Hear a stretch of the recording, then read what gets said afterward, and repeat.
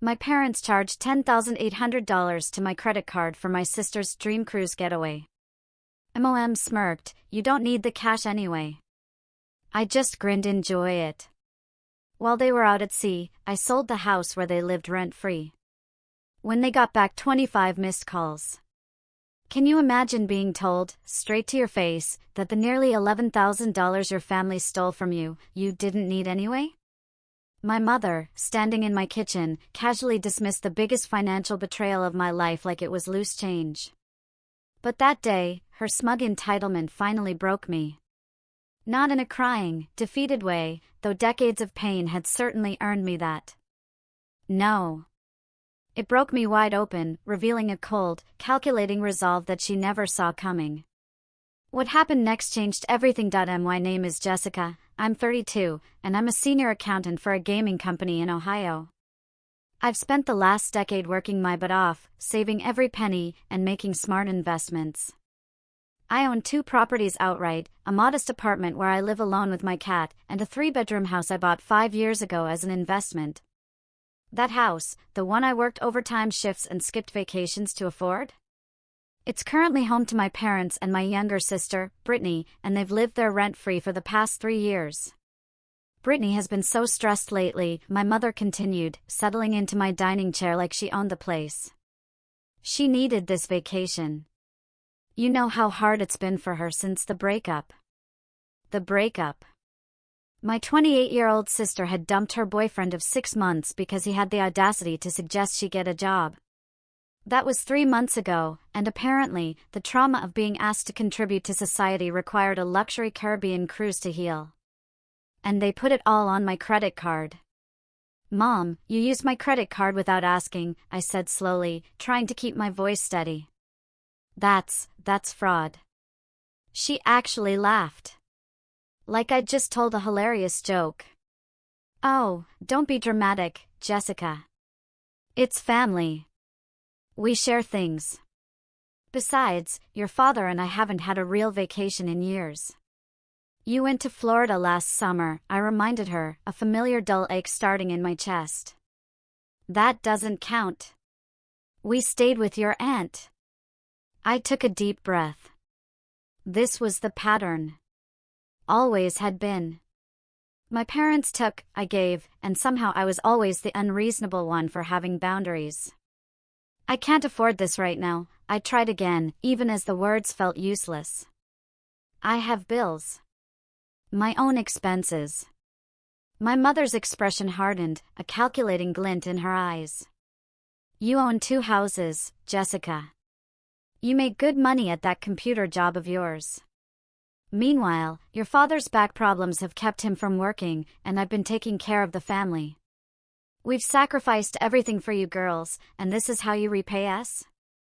The manipulation was so practiced, so smooth, it almost worked. Almost. But something was different this time. Maybe it was the sheer audacity of the amount. Maybe it was the way she'd helped herself to my financial information without a second thought. Or maybe I had finally reached the breaking point that had been building for years. When does the cruise leave? I asked quietly. Saturday morning. We'll be gone for 12 days. She beamed, taking my question as acceptance. It's going to be wonderful. Brittany is so excited. You should see the suite we booked. It has a balcony and everything. I nodded slowly, my mind already working through the implications. 12 days. They'd be unreachable, floating somewhere in the Caribbean, spending money I'd have to work months to recover. Money they had stolen from me without a second thought. Enjoy it, I said. And I meant it in a way she couldn't possibly understand. My mother glowed, reaching over to pat my hand like I was a child who had finally learned to share her toys. I knew you'd understand. You've always been the responsible one, Jessica, the one we can count on. Yes, I thought, watching her gather her purse and head for the door. I had always been the one they could count on. The one who paid when they couldn't. The one who sacrificed so Brittany could have everything she wanted. The one who was always there to catch them when they fell, even as they pushed me further and further down. But not anymore. As the door closed behind her, I pulled up my banking app. $10,800. 3 years of free housing. Countless other expenses I had covered over the years without acknowledgement or thanks. That number wasn't just a debt. It was a symbol of everything I had allowed them to take from me.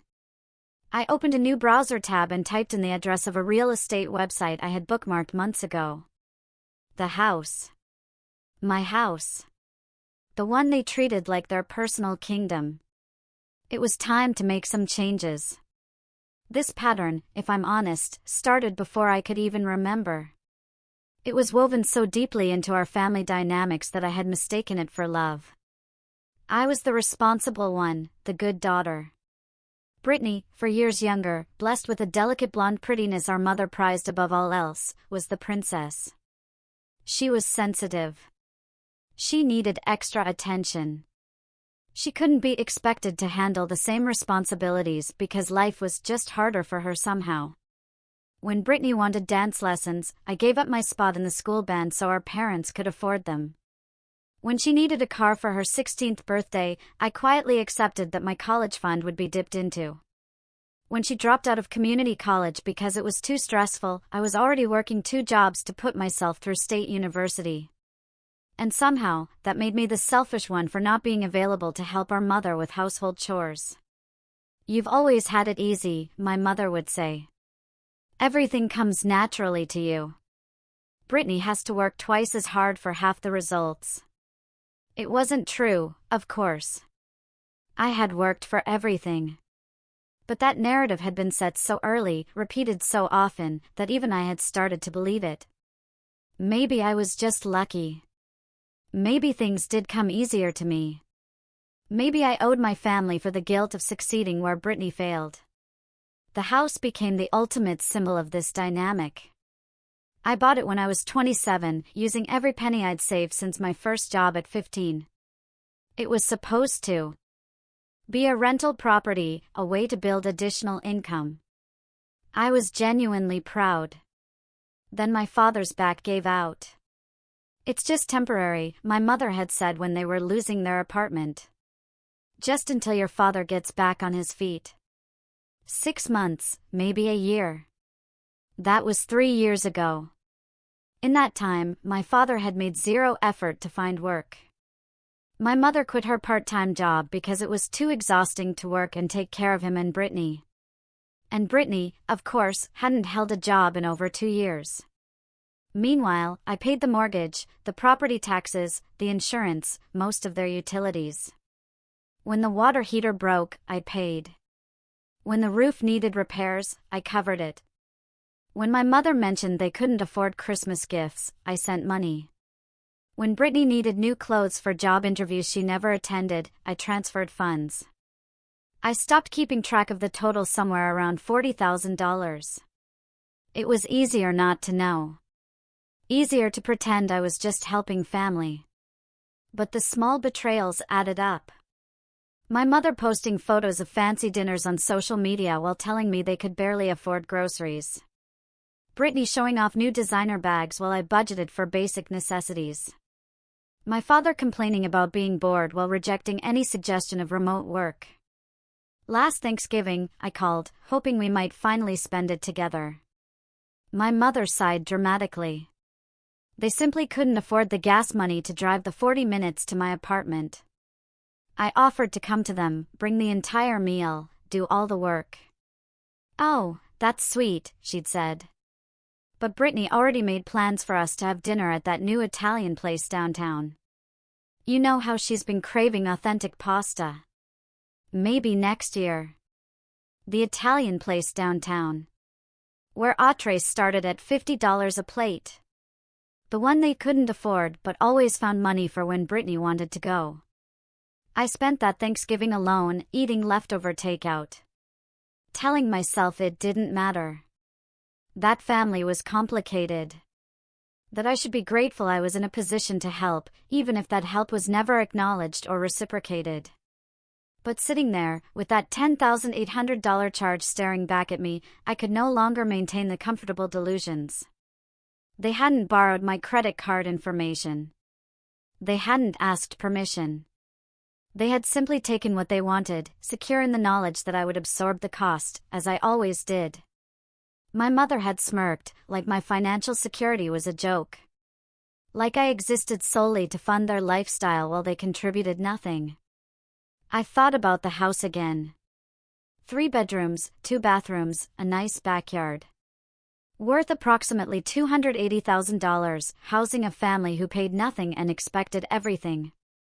The cruise left Saturday. They would be unreachable for 12 days. 12 days with no phone service, no internet, no way to interfere with whatever decisions I might make in their absence. For the first time, I allowed myself to consider the unthinkable. They set sail on Saturday morning. I know this because my mother sent me a picture of the 3 of them on the ship's deck, champagne glasses raised, huge smiles. The caption read, "Family vacation finally. Thanks for making dreams come true." As if I had generously gifted them this trip. I stared at that photo for a long time. My mother resplendent in a new sundress. My father looking healthier than he had in years, his chronic back pain apparently no hindrance to posing dramatically. And Brittany, beautiful Brittany, beaming like she deserved every luxury the world had to offer. They hadn't even invited me. Not that I would have gone, but the exclusion still stung. 3 family members on a luxury cruise, and the one who made it financially possible wasn't even an afterthought. That was when the clarity came. Not as anger, though there was plenty of that simmering beneath the surface. Not as hurt, though decades of accumulated wounds ached in my chest. No. What settled over me was something calmer. More dangerous. A crystalline understanding that I had been trained for this role my entire life. I was the provider, the responsible one. The one who never complained, never demanded, never expected anything in return. My family had conditioned me to accept their treatment as normal. To feel guilty for my success. To believe that loving them meant allowing them to take whatever they wanted without consequence. And I had let them. Year after year, sacrifice after sacrifice. I had enabled this dynamic because I was terrified of what would happen if I stopped. Would they still love me? Would I still be part of the family if I demanded fairness? The fear of rejection had kept me compliant, kept me quiet, kept me bleeding money and energy into a void that only grew hungrier with each offering. But watching that photo of them celebrating with my stolen money, something fundamental had shifted. The fear wasn't gone, but it was no longer paralyzing. In its place was a cold, clear recognition that this relationship had only ever flowed in one direction. And I was exhausted. They hadn't apologized. They hadn't even acknowledged what they did was wrong. My mother's casual dismissal, her absolute certainty that I would simply absorb another blow, revealed how little they thought of me. I wasn't a person to them. I was a resource. An ATM with a heartbeat. That evening, I did something I had never allowed myself to do before. I sat down with a spreadsheet and calculated exactly how much money I had given my family over the past 3 years. Not rough estimates, but actual numbers from bank statements and credit card records. The total was staggering. $73,000. That included the free housing, the utilities, the emergency funds, the gifts, and now the cruise. $73,000 I had essentially lit on fire to keep people warm who would never do the same for me. I thought about what that money could have meant for my own life. A trip I'd always dreamed about. Security for my future instead of subsidizing their present. And then I thought about the house. My house. The one they lived in without a lease, without a rental agreement. They were guests in my property, overstaying guests who had taken advantage of my hospitality for 3 years. My phone buzzed with another photo. An elaborate seafood dinner. Plates piled high with lobster and crab legs. Eating like royalty tonight, the message read. eating like royalty on my dime. While I sat in my apartment, contemplating the extra hours I would need to work to pay off their vacation. Something in me hardened completely. Not broke. Hardened. The part of me that had always made excuses, always found reasons to forgive, always prioritized their comfort over my own well-being, finally calcified into something unbreakable. I was done. Not gradually done. Not maybe done. Not done unless they apologized. Done. I was finished being the family safety net. I was finished sacrificing my financial security for people who saw my generosity as their birthright. I was finished pretending this was normal, acceptable, or anything less than systematic exploitation of someone who had loved them unconditionally. They had 12 days at sea. 12 days of lobster dinners and champagne toasts.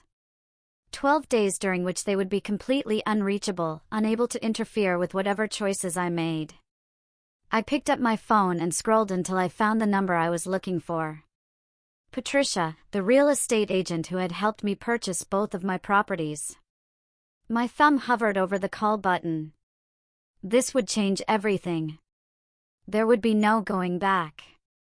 No pretending it hadn't happened. No family reconciliation after I crossed this line. I thought about my mother's smirk, my father's fake bad back, Brittany's endless entitlement. I pressed call. Jessica, it's so good to hear from you. Patricia's warm voice came through. How are things? Still happy with the apartment? Very happy, I said, surprised at how steady my voice sounded. Actually, I'm calling about the other property. The house on Maple Drive. Oh. I could practically hear her interest sharpen. Are you finally thinking about selling? I've been waiting for this call for 3 years. 3 years. The same amount of time my family had been living there rent-free. Patricia didn't know the details, but she knew the house was in a desirable neighborhood with strong market demand. What do you think I could get for it in the current market? She paused. Okay, so looking at similar homes, you're looking at anywhere from $270,000 to $300,000, depending on condition. Is the property still in good shape? I thought about all the repairs I'd paid for. It should be. I've maintained it well. Then I'd estimate we could list at $285,000 and potentially get offers above asking. The market is hot right now. She paused. Do you want me to come take a look? This was where it got complicated. There's a situation, I said carefully. The house is currently occupied. Oh, you have tenants. That's not necessarily a problem. We can either sell with tenants in place or wait for the lease to expire. Not exactly tenants. Family members. And there's no formal lease agreement. The silence stretched. When Patricia spoke again, her voice was serious. Okay, that does change things. Are they aware you're considering selling? No. And I'd prefer to keep it that way for now. Another pause. Jessica, I want to help you, but I also need to make sure we're doing everything properly. Without a lease, they're essentially guests or at-will occupants. In Ohio, you'd need to provide them with reasonable notice to vacate, typically 30 days. However, there are some buyers who might be interested in purchasing with current occupants, especially investors looking for rental properties. I had done my research. I knew the legal requirements. But I also knew something else. What if the sale closed while they were out of town? I asked. They're currently on a cruise. Gone for 12 days. Patricia was quiet for a long moment. That's an aggressive timeline, but not impossible if we find a cash buyer who wants to move quickly. There are investors who specifically look for exactly this type of situation. Fast closings, no contingencies, willing to handle occupant transitions themselves. How fast? I've closed deals in 7 days before. 10 is more typical for a rush situation. She hesitated. Jessica, are you sure about this? Selling a property out from under family members is, well, it's a significant decision. I'm not judging.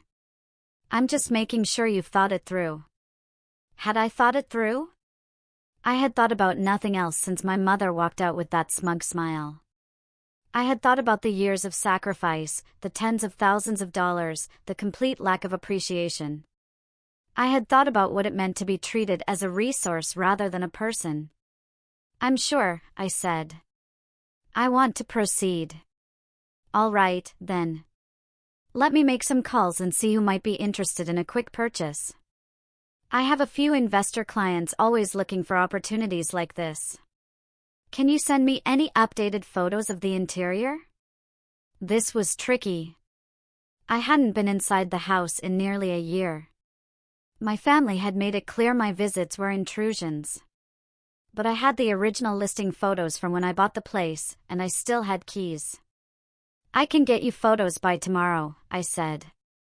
And Patricia, thank you for not making this more difficult than it needs to be. I'm here to help my clients achieve their goals, she replied quietly. Whatever those goals might be. I'll be in touch. After hanging up, I sat with my decision. The magnitude of what I was setting in motion was not lost on me. This would permanently alter my relationship with my family, assuming there was any relationship left. My mother would never forgive me. My father would likely never speak to me again. Brittany would probably post something dramatic on social media about betrayal and how she'd always known I was jealous of her. But strangely, none of that felt as terrifying as it once had. The fear of losing my family had kept me compliant for years. But what was I actually losing? People who only contacted me when they needed something? A mother who mocked my concerns about being robbed? A father who couldn't be bothered to attend my college graduation, but made sure to attend every single one of Brittany's dance recitals? A sister who had never once asked about my life, my work, my hopes, or my dreams. I logged into the property management portal I used to track both of my properties. There it was. The house on Maple Drive. My house. As I stared at the address, I noticed something in the document section I hadn't seen before. A file had been uploaded recently. I clicked on it. It was a form. A residency declaration form, partially filled out in my mother's handwriting.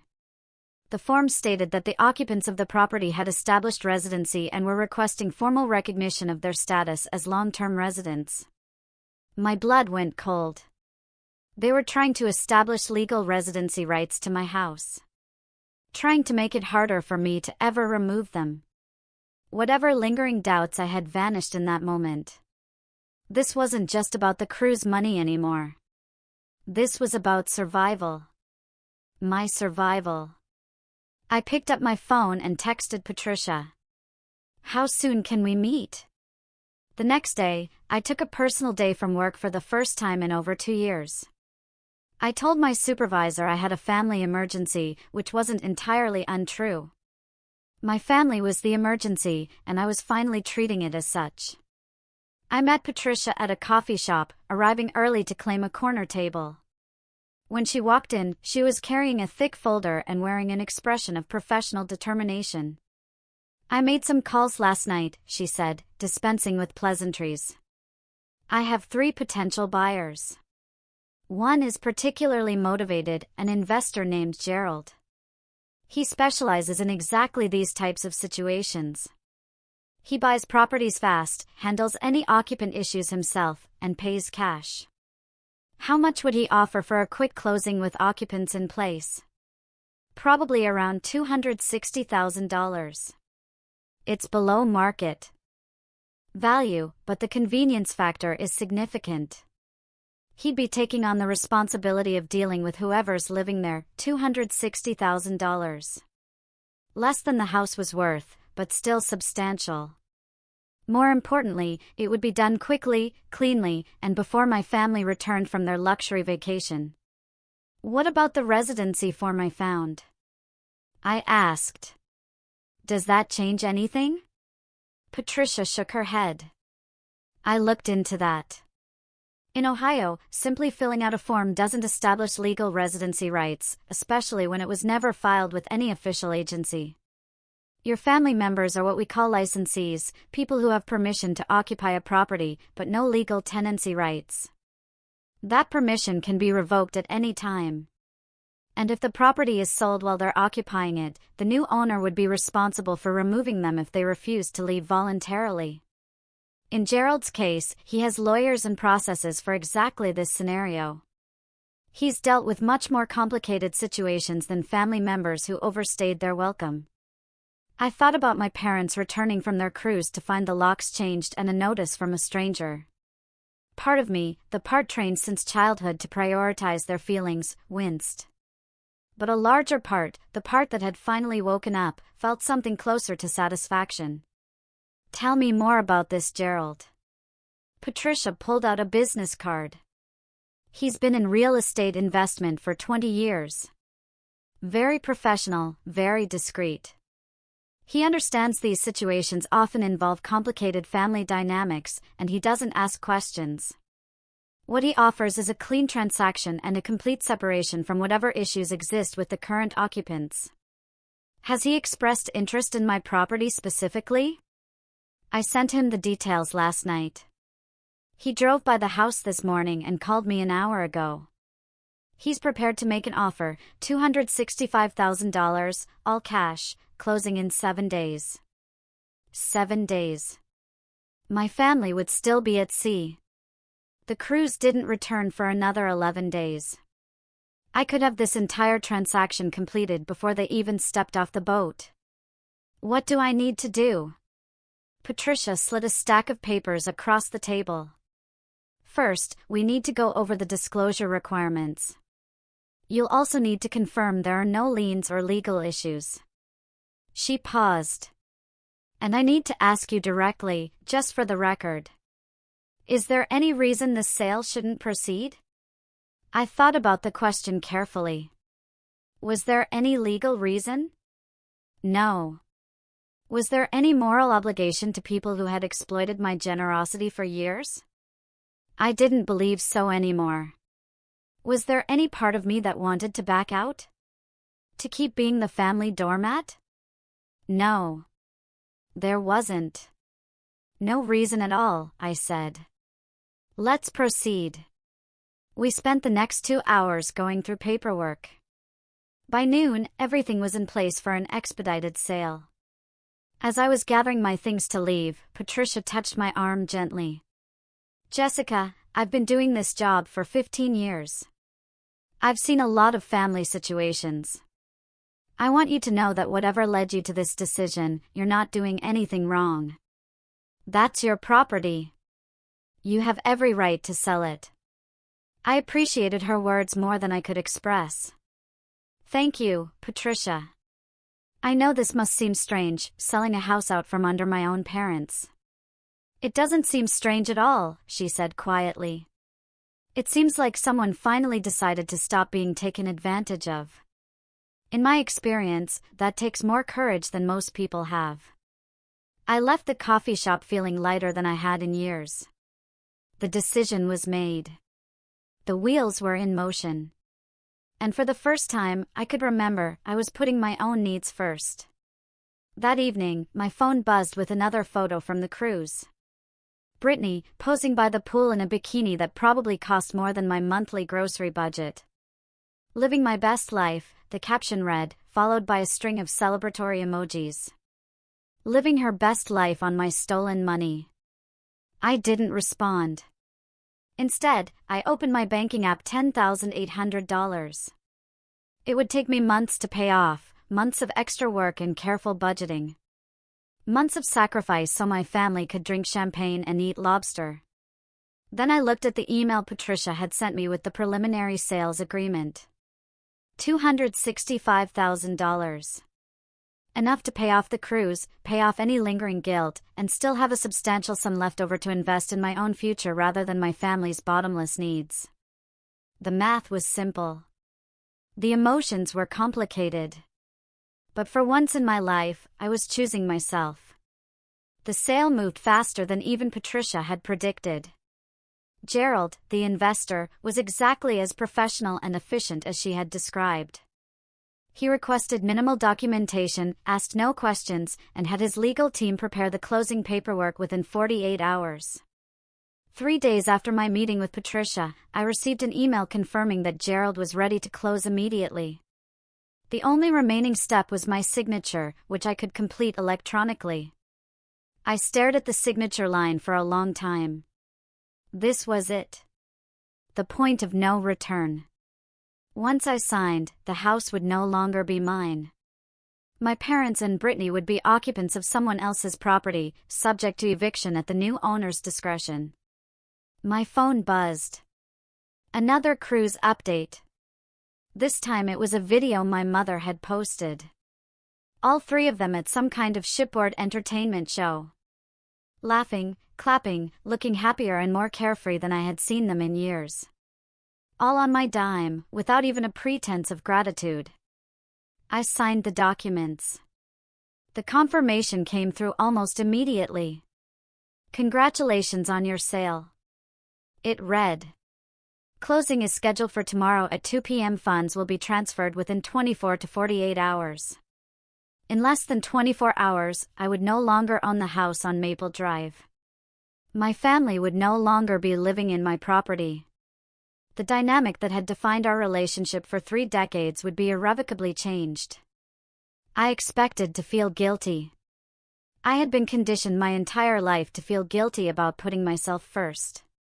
But as I sat in my apartment that evening, watching the sunset, I felt something unexpected. Peace. Genuine, profound peace. For the first time I could remember, I had made a decision based entirely on my own needs and desires. Not what my mother wanted. Not what would make Brittany happy. Not what would keep the family peace. My choice. My property. My life.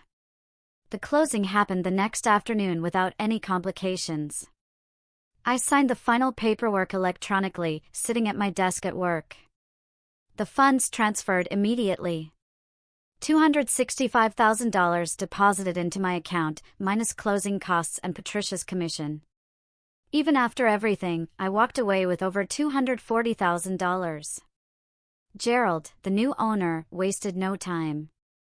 Within hours of the closing, he had his property management team change the locks and post formal notices. The notices informed any current occupants that the property had been sold and provided 30 days to vacate. Standard procedure.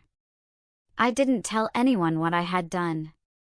Not my coworkers, not my few close friends. This was between me and my family, and they would find out soon enough. The cruise ship was scheduled to return to port on Sunday morning. By my calculation, my family would arrive back in Columbus sometime Sunday evening. They would drive to the house on Maple Drive, exhausted from travel, but still riding high on 12 days of luxury. They would walk up to the door, probably complaining about having to carry their own luggage, and they would find the locks changed and an official notice taped to the front door. I wondered how long it would take them to understand. My mother, sharp as ever when it came to identifying threats to her comfortable existence, would probably figure it out immediately. My father might take longer, his denial running deep. Brittany would likely cry and post something dramatic online before the reality even fully sank in. And then they would call me. I was certain of that. They would call and scream and demand explanations, accusing me of betrayal and cruelty. For finally refusing to be their victim any longer. I prepared myself for those calls. Not to answer them necessarily, but to withstand the onslaught of notifications, voicemails, and text messages. I drafted a single response that I would send once, and only once: you chose to use my credit card without permission for a luxury vacation. I chose to sell my property. Both were choices. Both have consequences. The days between the closing and their return were some of the most peaceful I had experienced in years. I went to work. I cooked meals I actually enjoyed. I started researching vacation destinations I might actually visit someday, now that I wasn't funneling all my disposable income into supporting my family. I also did something I had been avoiding for years. I found a therapist who specialized in family dynamics and made an appointment. Whatever happened next, I knew I needed professional support to process decades of conditioning and dysfunction. This decision, as right as it felt, was still one of the hardest things I had ever done. On Saturday night, the night before their ship was due to port, I turned off my phone completely. Not silenced, not on Do Not Disturb, but completely powered down. I wasn't ready to face their reaction, and I had learned, finally, that I didn't have to be available on their timeline. I slept better that night than I had in months. No anxiety about what they might need from me. No guilt about what I wasn't providing. No fear about what would happen when the money ran out, because the money was finally mine to control. When I woke up Sunday morning, I made myself a proper breakfast. Eggs Benedict from scratch, fresh squeezed orange juice, proper coffee from the fancy beans I had been saving for a special occasion. It felt like a celebration, because it was. I was celebrating my own independence for the first time in my adult life. Around 11 a.m., I turned my phone back on. Immediately, the notifications began flooding in. Text messages, voicemails, missed calls. 25 missed calls, to be exact, all from my mother's number. The texts were a cascade of increasing panic and rage. The voicemails, I was sure, would be even worse. I looked at the number on my screen. 25 missed calls. I smiled and poured myself another cup of coffee. The voicemails told a story of their own, a narrative arc that began with confusion and escalated through denial, anger, and finally, something approaching genuine panic. The first message, left at 8:47 p.m. the previous evening, was my mother's voice, clipped and irritated. "Jessica, we're home and the door won't open. Did you change the locks while we were gone? What's going on? Call me back." The second, from 8:52 p.m., "Jessica, there's some kind of notice on the door about the property being sold. This is obviously some kind of mistake. Call me immediately." The third, 9:15 p.m., my father's voice this time, confused and plaintive. "Honey, your mother is very upset. We can't get into the house. Please call us and tell us what's happening." Then the messages from my mother resumed, her tone escalating with each one. By the fifth voicemail, she was shouting. By the eighth, she was crying. By the 12th, she had circled back to cold fury, threatening legal action, disownment, and various forms of retribution that would never materialize. Brittany left only 2 messages. The first was accusatory and dramatic. "I can't believe you would do this to us. To your own family. You're a monster, Jessica. An actual monster." The second, left several hours later, was tearful and manipulative. "I don't have anywhere to go. Where am I supposed to sleep? Don't you care about me at all?" I listened to all 23 voicemails while sitting on my couch with my coffee, letting the waves of their distress wash over me without pulling me under. Each message reinforced my decision rather than undermining it. Not once, in any of those recordings, did any of them apologize for stealing $10,800 from me. Not once did they acknowledge they had been living in my house rent-free for 3 years. Not once did they express any understanding that their actions had consequences. Instead, it was all about them. Their inconvenience, their suffering, their victimhood. In their narrative, they were innocent parties, cruelly wronged by an ungrateful daughter who owed them everything and had given them nothing. Around noon, the text messages started taking a different tone. My mother, apparently having regrouped, began sending long paragraphs about how she understood I might be upset about the cruise charges, but that this was an extreme overreaction. She offered to pay me back over time, a promise I knew she would never keep.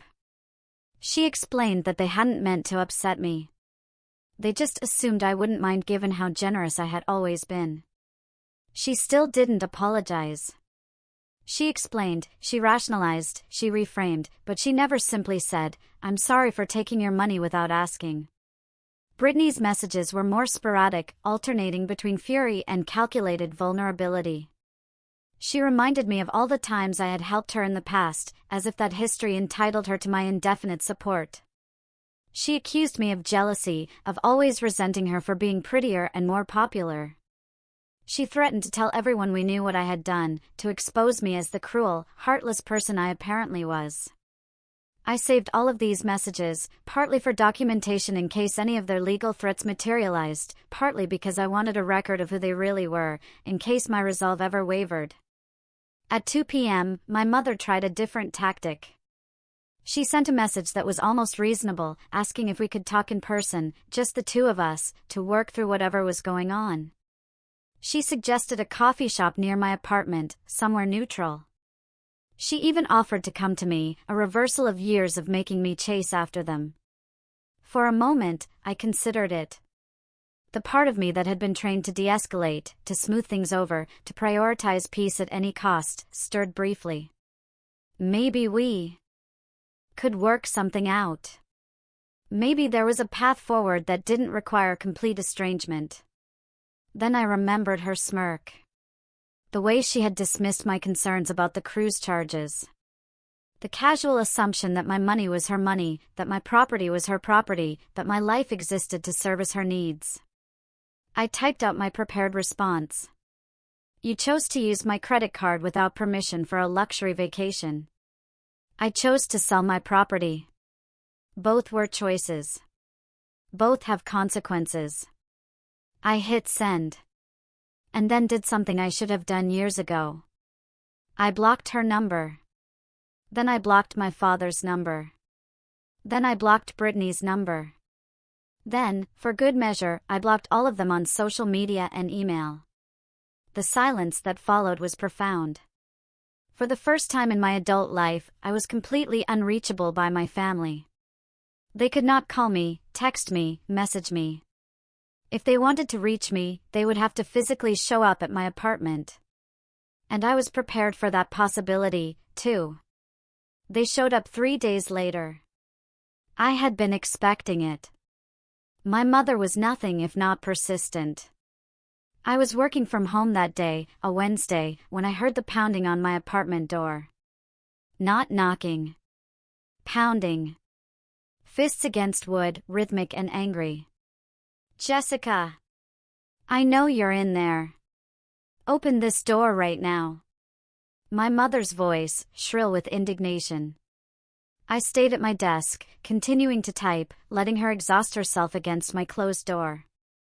This is ridiculous. You can't just refuse to talk to us. We're your family. The pounding continued for several minutes. I heard my father's voice murmuring something, probably trying to calm her down. Then Brittany chimed in, her tone somewhere between whining and demanding. Jessica, please. We just want to understand. What did we do wrong? What did they do wrong? As if they genuinely didn't know. As if taking $10,800 without permission was somehow ambiguous. As if living rent-free in my property for 3 years while I paid all the expenses was standard family behavior. Eventually, the commotion attracted attention. I heard my neighbor's door open. Heard voices asking if everything was okay. Heard my mother try to explain that she was just visiting her daughter. The building had strict policies about disturbances, and I knew the front desk would be called if this continued. After about 20 minutes, the noise stopped. I heard footsteps retreating, heard the elevator ding, heard silence return to my hallway. I waited another 10 minutes before checking, just to be safe. They were gone. That evening, I found a letter slipped under my door. My mother's handwriting, cramped and urgent, on lined paper torn from a notebook. Jessica, I don't understand what's happening. Yes, we used your credit card, but we've always shared as a family. You never complained before. Is this really about money? Because I know you have plenty. You've always been the successful one, the one who didn't need help. We're the ones struggling. Your father can barely walk most days. Brittany has depression. I'm exhausted from taking care of everyone. And now you've thrown us out of the only home we had. We're staying at a motel because of you." "A motel? Is that what you wanted? To see your own family suffer? I raised you better than this. I sacrificed everything for you girls, and this is how you repay me? I will never forgive you for this. Never. But I'm still your mother. And if there's any chance we can work this out, call me. Mom." I read the letter twice, then folded it carefully and placed it in the file I was keeping. Every word reinforced my decision. The manipulation, the guilt-tripping, the complete absence of accountability. Even now, facing the consequences, they could not acknowledge they had done anything wrong. I didn't respond. There was nothing to say that I hadn't already said. The time for discussions and negotiations, for giving them another chance, had passed. I had given them hundreds of chances over 32 years, and they had used every single one to take more from me. The next few weeks were surprisingly quiet. I learned later that they had eventually found temporary housing with a distant cousin on my mother's side, someone I had met maybe twice. That arrangement lasted about 3 weeks before they wore out their welcome there, too. Meanwhile, I was doing something I had never allowed myself to do. I was living my own life without the constant drain of their needs and demands. I kept my appointments with my new therapist, who helped me understand that what I had experienced wasn't just family drama, but a pattern of financial and emotional abuse. I reconnected with friends I had neglected. I started making plans for my future that included only my own goals and desires. It wasn't easy. The guilt my mother had programmed into me didn't disappear overnight. Some days I would wake up convinced I had made a terrible mistake, that I was the monster Brittany accused me of being. But those days grew less frequent. The peace of not being constantly needed, constantly drained, constantly taken advantage of, was worth more than I could have imagined. The $10,800 from the cruise remained on my credit card, accruing interest. I paid it off methodically, refusing to let it burden me financially. It felt fitting, somehow, that their vacation would be the last thing I ever paid for on their behalf. 1 month after the house sale, I received a formal letter from a lawyer. My mother, apparently, had made good on her threat of legal action. The letter claimed I had illegally evicted family members from their established residence and demanded $100,000 for their suffering and relocation expenses. I forwarded the letter to a lawyer of my own, someone Patricia had recommended. Her response was swift and reassuring. "They have no case," she told me. "The property was yours, free and clear. They had no lease, nothing that established legal tenancy. The new owner followed proper eviction procedures. This is harassment, pure and simple." "What should I do?" I asked. "Ignore it. If they actually file suit, which I doubt, we'll respond. But most likely, this is just an attempt to intimidate you into giving them money." She was right. No lawsuit ever materialized. The threatening letters stopped after a few weeks. 6 months after the house sale, I learned through the family grapevine that my parents had finally found stable housing. They were renting an apartment in a less desirable part of town, smaller and shabbier than the house they had occupied for free. My father had been forced to apply for disability benefits, a process he had avoided for years. Brittany had moved in with a boyfriend she had met online, a relationship that reportedly wasn't going well. I felt no satisfaction at their struggles, but I also felt no guilt. Their circumstances were the result of their own choices. Decades of choices that had led them to depend entirely on exploiting others rather than building anything sustainable for themselves. I had been their favorite target, but I was no longer available. They would have to face reality without me as a buffer. My own life, meanwhile, had transformed.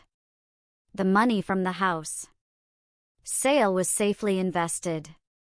I had taken my first real vacation in years, a week in the mountains where I hiked and read and didn't answer my phone because there was no one demanding anything from me. The therapy helped me understand that I hadn't just been generous to my family, I had been trained to be their caretaker, to believe that my value came from what I could provide rather than who I was. Breaking that pattern was the hardest thing I had ever done, but it was also the most necessary. My mother tried to reach out one more time, about 8 months after everything happened. She found my work email and sent a message that was equal parts accusation and appeal. She was getting older, she wrote. Her health wasn't good. She didn't want to die with this rift between us. Wouldn't I consider reconciling for the sake of the family? I read the email carefully, looking for any sign of genuine accountability. Any acknowledgement of what they had done wrong. Any actual apology. Not for the circumstances, but for the behavior that had led to them. There was none. Just the same manipulation, the same assumption that I owed them something, the same absolute blindness to their own role in our estrangement. I deleted the email without responding. Some relationships cannot be repaired because the foundation was rotten from the start. My family had never seen me as a person with my own needs and boundaries. They had seen me as a resource, and when the resource stopped flowing, they had nothing left to offer except demands for more. I heard through that same cousin that my mother told everyone who would listen that I had betrayed them over money, that I had always been cold and selfish, that they had sacrificed everything for me and received nothing in return. The narrative she constructed was almost impressive in its complete inversion of reality. In her version, she was the victim, and I was the villain. But I had stopped caring about her version. I had my own truth, documented in credit card statements and bank records. I had my own peace, hard-won and precious. I had my own future, no longer mortgaged to support people who would never appreciate the sacrifice. The last I heard, my mother's health continued to decline. My father remained largely housebound, and Brittany was on her third boyfriend since being forced to actually support herself. The cousin said there was talk of them trying to reconnect with extended family members they had alienated over the years, looking for new sources of support now that I was gone. I wished them luck with that. I truly did. Not because I forgave them, but because their happiness or misery was no longer my responsibility. I had carried them for so long that putting them down felt like setting down a weight I hadn't even realized was crushing me. The house on Maple Drive had been sold to an investor who renovated it and rented it to a nice young couple. According to Patricia, the neighborhood remained desirable. The market remained strong. And life continued, as it always did, with or without my family's drama at its center. As for me, I was finally free to find out who I was when I wasn't sacrificing everything for people who gave nothing back. And that discovery, more than the money, more than the revenge, was the real prize I had won. Looking back on everything that happened, I realized that selling that house wasn't about revenge. It was about reclaiming my life from people who had been slowly stealing it, piece by piece, for 32 years. They called it betrayal. I called it survival.